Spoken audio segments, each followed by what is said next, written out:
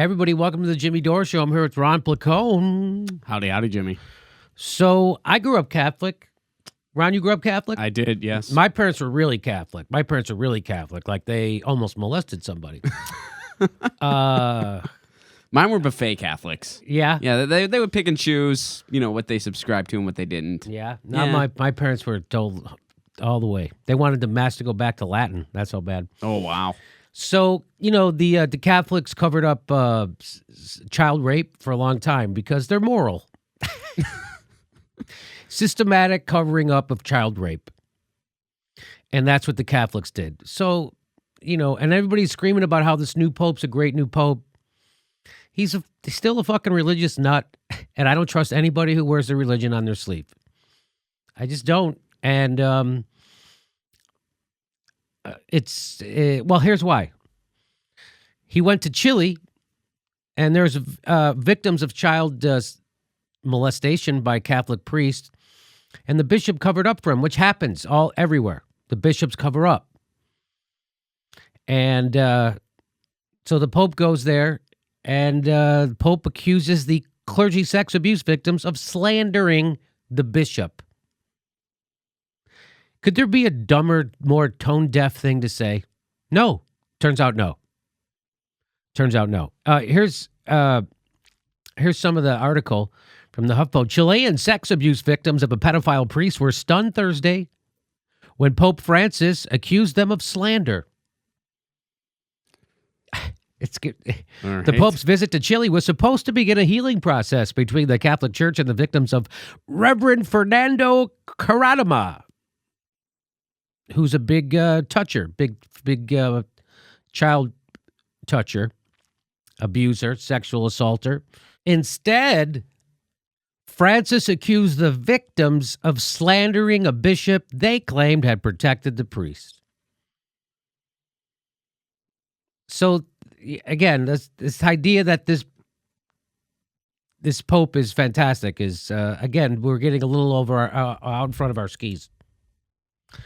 At least one of Caradima's victims said the Bishop Juan Barros watched while he was abused. Wow. Me traigan una prueba contra el obispo Barros. Ahí veo. No hay una sola prueba en contra. Todo es calumnia. So right there, he's saying that the parishioners who were molested by priests and then covered up by the bishop, he's saying right there that they're slandering the bishop. That's what the Pope is saying. So he's defending someone who covered up for a pedophile. That's what that is. That's disgusting. Like, there's no doubt that this happened. It's not a doubt that this happened.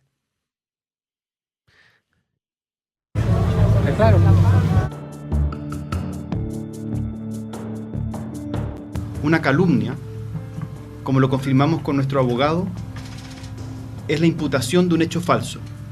Esto es grave y no podemos aceptarlo.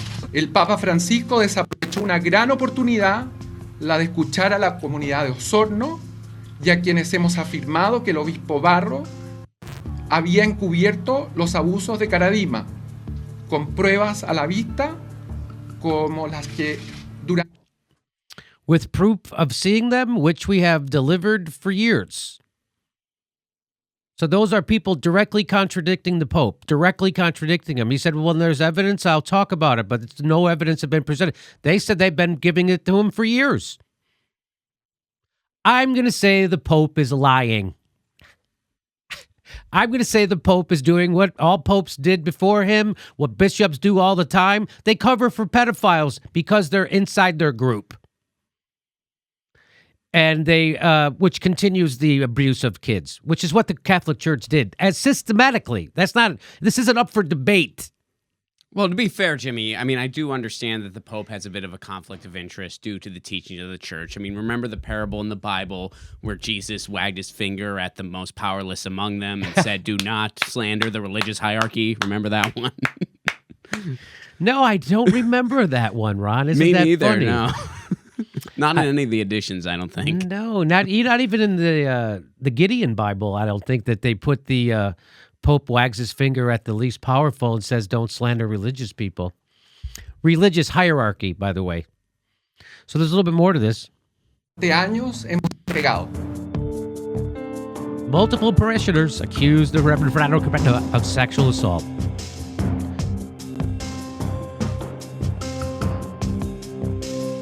The church sentenced him. Get this. So he didn't go to jail. He didn't go to jail or anything. You know what the church did? They sentenced him to a lifetime of penance and prayer. I mean, that's usually what happens is that if they have to remove them from somewhere, which typically they will, they'll either just send them to a different parish. Which is what they normally do. To go prey on more kids. Exactly. Or they send them to like some kind of like sort of sanctuary, like they're still being housed and they're still like fine. some vacation place. Pretty much. Where they have servants and stuff. And people cook them dinner and clean their laundry for them and all that stuff. Right? Yep. That's how the Catholics roll, baby. There we go. Let's a little bit more.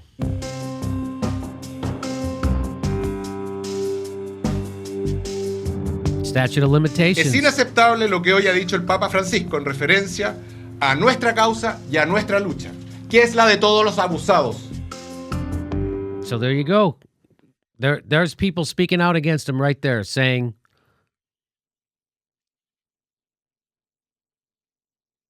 what the Pope's doing is horrible and it's unacceptable.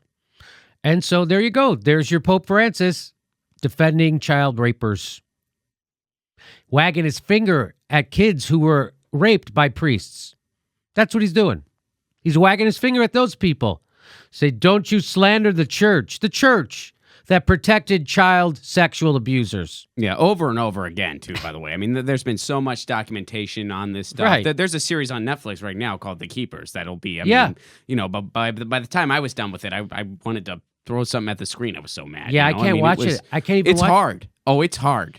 It's hard. I did make it through the whole thing, but it's hard to watch. It's really well, is. it's because people who are in the Catholic Church and supposedly religious, close to Jesus, they're your protector of the least amongst us. What they're really doing is protecting child rapers. Literally. That's what the church did, systematically protected child rapers. And the popes didn't go to jail. Bishops didn't go to jail, which they all should be in jail. And here he is, wagging his finger at victims of the church's sex rapers. That's what he's doing. So if I've always been skeptical of Pope Francis and the people who line up to kiss his ass. He's still ahead of a patriarchal thing that excludes women. I don't know if you know. No women in leadership. That's all totally misogynist. I don't know. Would you say misogynistic or chauvinistic? That's it. Mm-hmm. Totally chauvinistic organization the guy's running. Totally. No women allowed. Oh, you can be our servants and what have you, but you can't be making decisions. And no. We have child rapers to do that. Well, that's the thing. I mean, the only thing that makes Pope Francis different is that he talks nicer. Typically, not here. Yeah. But typically, he talks a lot nicer than the other popes. But, actions speak a lot louder He's the than Barack words. Obama of popes. That's actually an excellent analogy. Yeah. I would say that's very... Continuing the Barack all Obama the of horrible popes. policies, yet talks nicer. Mm-hmm. That's the Barack Obama of popes. So there you go. Catholic Church still a what do you call it? A child raper organization. That's still going on. You know that's still going on, and you know it's still being covered up.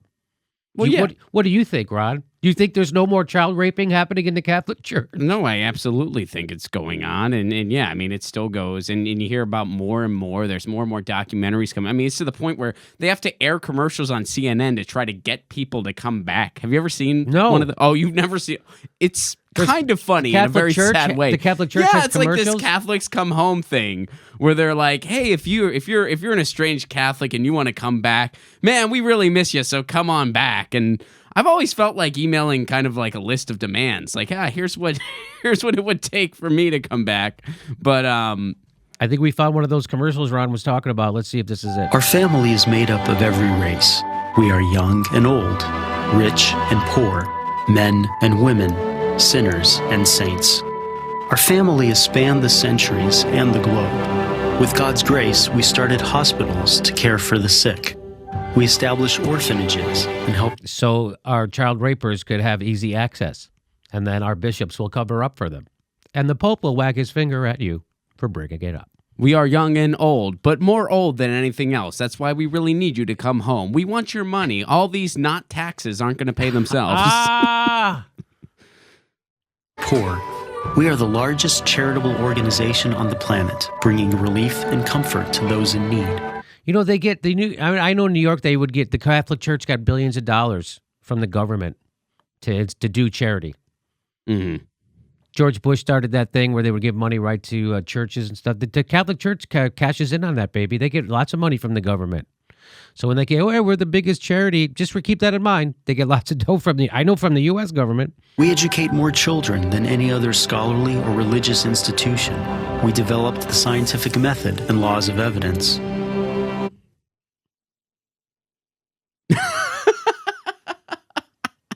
You believe in an invisible man in the sky. Cut it out. I'm not shitting on spirituality, but to take religion at face value is kind of anti-intellectual. Not even kind of. It's anti-intellectual. Really?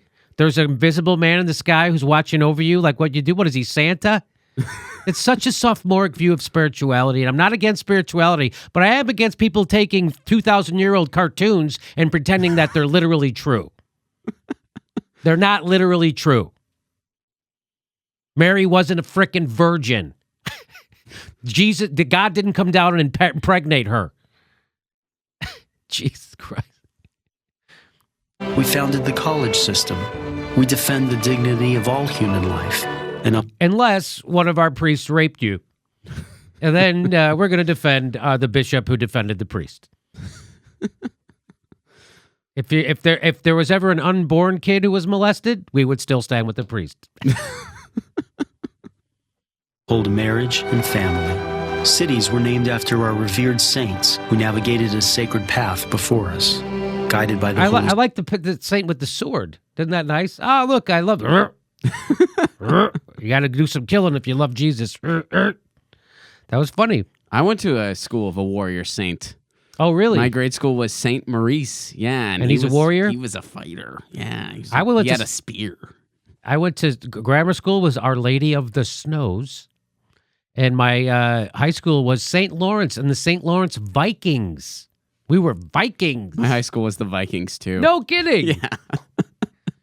We're very creative in the Midwest. Vikings, always on the top of the pile. That was our fight song. That's your fight song? Nice. Spirit, we compiled the Bible. We are transformed by sacred scripture and sacred tradition, which have consistently guided us for 2,000 years. We are... And it guided you to cover up child rape systematically. Is that what it did? Because that's what it did. All that piety and sacredness and all the incense burning and the smoke and the costumes, which you guys have beautiful costumes, and all the stained glass windows and none of that helped you to protect the most vulnerable people in the world, children who are being raped. You turned your head and you protected the people doing the raping. And there ain't no freaking saccharine commercial that's ever going to pave over that, okay? As far as I'm concerned, the Catholic Church has never, ever made amends for that. And they never will. Now the Pope's back to shaming the victims. The Catholic Church. With over 1 billion in our family, sharing in the sacraments and fullness of the Christian faith. For centuries, we have prayed for you and our world. Every hour of every... We've prayed for you as the Pope flies around in a helicopter to his mansion in his red ruby slippers. We've prayed for you, though. I know you guys needed condoms and stuff. We're still against then. Don't care if you get AIDS. Day, whenever we celebrate the Mass. Jesus himself laid the foundation for our faith when he said to Peter, the first pope, "You are rock, and upon this rock I will build my church." For over 2,000 years, we've had an unbroken line of shepherds. Just dudes, no women. Isn't that weird? For 2,000 years, Jesus said, "I want no chicks ever, no chicks ever." It was like he was in our gang with Spanky and Alfalfa, and they want no girls club. Well, right? do you know the official like what the mental gymnastics explanation they give for why women can't be priests? Can I guess? No, yeah. Well, what I was told when I was a kid, the bullshit excuse I was given by the Catholics was that Jesus picked 12 apostles, and they were all men. Okay. And so Okay. we're just following Jesus' example. Obviously, Jesus doesn't like chicks. That's what they would tell us. Go ahead. So what I have been told is that it's because during the Eucharist ceremony, when you get the communion, because Jesus is a guy, Jesus comes into the communion like he is there. Like that's where the whole "eat my body, drink my blood" thing. That's totally not creepy at all came from. And so because Jesus was a male, they need him to transfer through a male.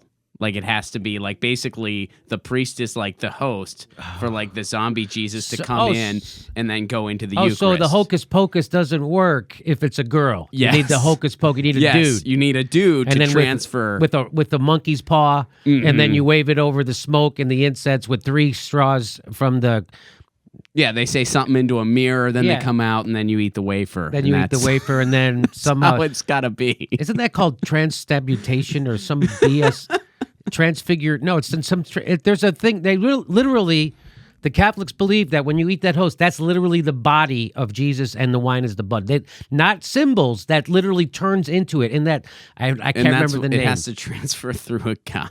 It's called trans something stabutation or some goofy name that they have for it. Yeah. But it makes it sound scientific when it's just completely magic, made up bullshit. Yes, and when somebody actually sits down and explains it to you, It sounds even crazier. yeah, you will have a blank look on your face and wonder how they dress themselves in the morning. Well, Like, you will see just how be they like, dress wow. themselves. You see how those priests dress themselves. You just put it over your head. It's like, it's not hard. They don't have to match it up. They don't have to button, even just put it right over. So it's good to see the Pope revealing his true colors as of all heads of religions. Guy's full of it. And, you really cared about the poor. Maybe you sell your gold toilet. I like that he drives in a Ford Focus, though. That's nice that he does that. But it would be nice if he sold his gold toilet. Yeah, that could help. Or like one of those, I think those outfits are worth like millions of dollars a piece. I'm sure. I mean, Just, if he sell one wanted of to them. do some charity, what the Pope should do is he should have a telethon, and he should sign some of his clothes and whatever, and hey, I'll give it away. I bet you he'd raise billions of dollars. Yeah. I'll sign it. How much? We're going to go feed people. It only costs $20 billion to end homelessness in the United States. And a much and a very manageable number to end hunger in the world. It's not that big. It's probably less money than Jeff Bezos has. It is that less money than Jeff Bezos has. Jeff Bezos can end hunger and end homelessness. They don't.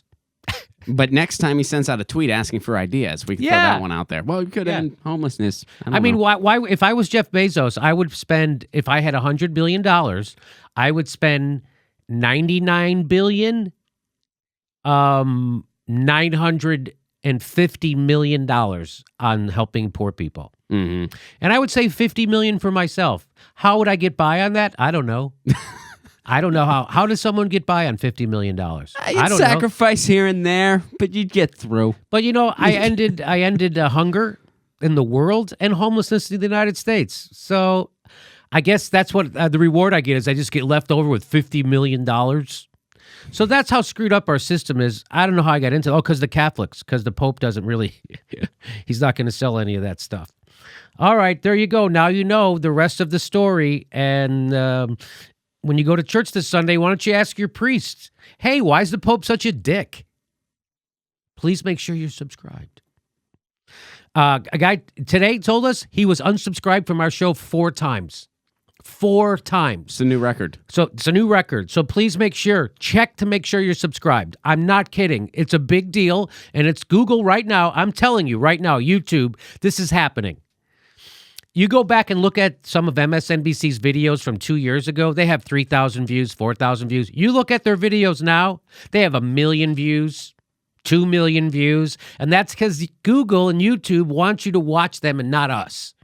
because it's very safe. They can advertise on them. They can put them in their skinny bundles. They'd rather get rid of independent news for lots of reasons, one of which, CIA influence. The CIA tells, the government, meaning the CIA, tells Facebook and Twitter whose account, we're going to do a video about that, whose accounts they want to close down, and they do it. So right now, they don't want you watching this. They would rather have you watch MSNBC's videos or CNN's videos. People are getting subscribed to MSNBC's videos. They never subscribed. That is happening. So please make sure you're subscribed. Even if you think you are, check. They probably unsubscribed you, and click that bell. They're supposed to send you a notice when we drop a video. A lot of people say they don't, but please make sure you click the bell anyway. And our next live show is February 16th. That's a Friday night in Burbank, California. Or if you become a patron, that's a great way to help support the show. We give you lots of extra bonus content every week. Thanks for your support.